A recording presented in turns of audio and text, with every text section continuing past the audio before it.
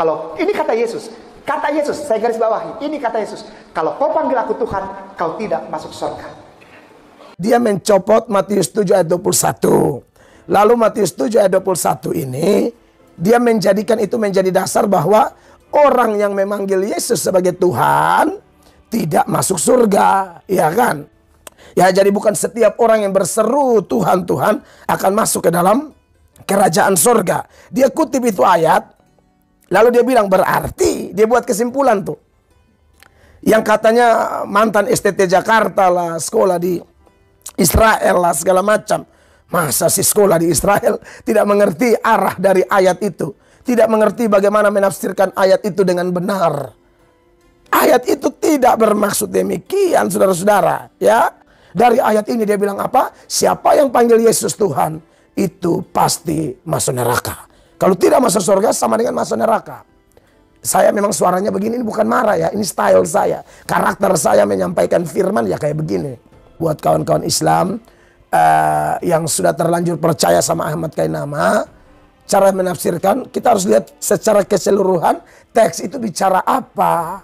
Nah, ternyata teks ini bicara nabi-nabi palsu. Orang-orang yang bukan Kristen asli, bukan Kristen sejati, tapi juga menyapa Yesus dengan sebutan Tuhan. Padahal mereka nabi palsu. Dari mana kita tahu? Lihat ayat-ayat sebelumnya. Kan itu satu perikop yang tidak bisa dipisah-pisahkan. Kalau dipisah-pisahkan artinya akan menjadi kacau dan menyesatkan orang seperti Ahmad Kainama menyesatkan orang. Saya baca ayat 15 ya. Ayat 15 itu jelas. Lembaga Alkitab Indonesia memberikan tema hal pengajaran yang sesat. Lalu dia mulai dengan apa? Waspadalah terhadap nabi-nabi palsu yang datang kepadamu dengan menyamar seperti domba, tetapi sesungguhnya mereka adalah serigala yang buas. Dari buahnya lah kamu akan mengenal mereka, dan seterusnya. Jadi ayat 15 jelas Tuhan Yesus bilang waspadalah terhadap nabi-nabi palsu. Nah, nabi-nabi palsu ini menyebut Yesus Tuhan, ya jelas tidak masuk surga. Kenapa? Karena nabi palsu panggil Yesus Tuhan, tapi kelakuan kayak setan. Karena mereka menyamar, jadi mereka menyebut Yesus Tuhan itu asal bunyi. Itu yang saya sebut dengan iman di otak dan di mulut saja. Padahal hati mereka itu serigala yang buas.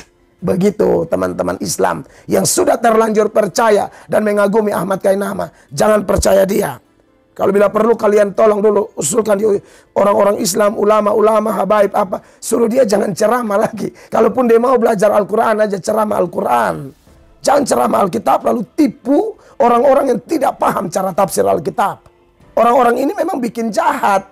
Ya, saya baca setelah ayat 21 yang Ahmad Kainama kutip itu, ayat 22 bilang apa? Pada hari terakhir banyak orang akan berseru kepadaku, Tuhan, Tuhan, bukankah kami bernubuat demi namamu dan mengusir setan demi namamu dan mengadakan mujizat demi namamu juga?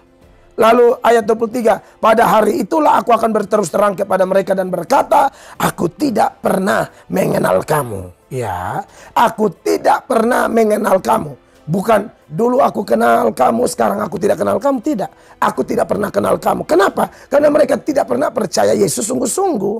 Hanya orang yang percaya Yesus sungguh-sungguh, bukan cuma di mulut, di otak, tapi totalitas dirinya. Nah, ini baru Tuhan kenal dia. Dan itu keselamatannya tidak mungkin hilang.